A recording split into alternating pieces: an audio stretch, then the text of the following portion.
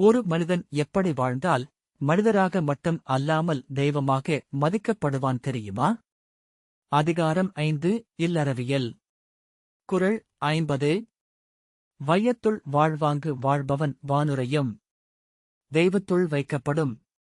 தமிழ் பொருள்: இந்த உலகில் நல்ல முறையில் அறத்துடன் வாழ்கிறவன் இறந்த பின் வானுலகில் தெய்வங்களுடன் சேர்த்து போற்றப்படுவான். எளிய விளக்கம்: நாம் எப்படி வாழ்கிறோம் என்பது மிகவும் முக்கியம். பணம், பதவி, புகழ் எல்லாம் இருந்தாலும் நல்ல மனசு இல்லாமல் வாழ்ந்தால் பயன் இல்லை.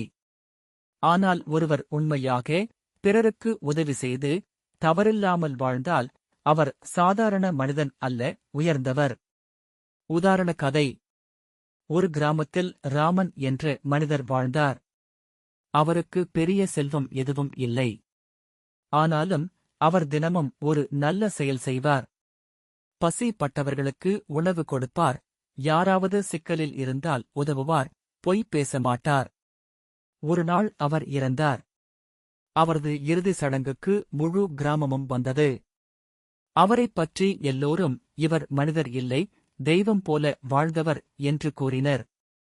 இந்தக் கதையின் பொருள்: நல்ல வாழ்க்கை வாழ்ந்தவன் இறந்த பின்தான் பெருமை பெறுவதில்லை.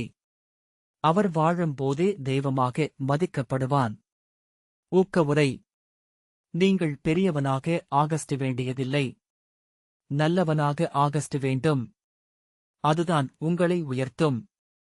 நிஜ வாழ்க்கை சம்பவம்: பலர் ஏ.பி.ஜே. அப்துல் கலாம் அவர்களை நினைவு கூர்கிறார்கள். அவர் இந்தியாவின் குடியரசுத் தலைவர் இருந்தாலும் மிகவும் எளிமையாக வாழ்ந்தார். அவரது வாழ்க்கை முழுவதும் நாட்டிற்கும் இளைஞர்களுக்கும் அர்ப்பணித்தார். அதனால் இன்று கூட மக்கள் அவரை மனிதர்களில் ஒரு தெய்வம் என்று நினைக்கிறார்கள்.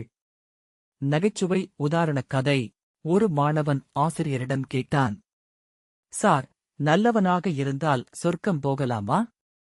ஆசிரியர்: ஆம். மாணவன்: அப்போ நான் வீட்டில் நல்லவனாக இருந்தா போதும் இல்லையா? ஆசிரியர்: நீ வீட்டிலேயே நல்லவனாக இருந்தால் உன் அம்மா உன்னை இப்போதே தெய்வம் மாதிரி பார்த்துடுவாங்க. கதையின் சின்ன பொருள்: நல்ல மனிதனாக இருப்பது பெரிய சாதனை அல்ல. அது தினசரி சிறிய நல்ல செயல்களின் கூட்டுத்தொகை. மீண்டும் குறள்: வையத்துள் வாழ்வாங்கு வாழ்பவன் வானுரையும் தெய்வத்துள் வைக்கப்படும். தமிழ் பொருள்: உலகத்தில் நல்ல முறையில் வாழ்பவன் இறந்த பின் தெய்வங்களுள் ஒருவர் ஆகஸ்ட் மதிக்கப்படுவான். முடிவு: அடுத்த குறளில் சந்திப்போம். நன்றி. இந்த மாதிரி தினமும் ஒரு திருக்குறள் விளக்கம் பார்க்க கீழே இருக்கும் சப்ஸ்கிரைப் பட்டனை அழுத்துங்கள்.